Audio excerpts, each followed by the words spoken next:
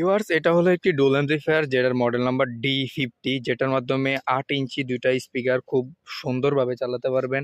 চাইলে 12 ইঞ্চি যে নর্মাল স্পিকারগুলো ওইগুলোও চালাতে পারবেন। আর এটার মাধ্যমে দুইটা মাইক্রোফোন ব্যবহার করতে পারবেন, ইকো সিস্টেম রয়েছে এবং সরাসরি কারেন্ট এবং ডিসি যে 12 ভোল্টেও চালাতে পারবেন এটি।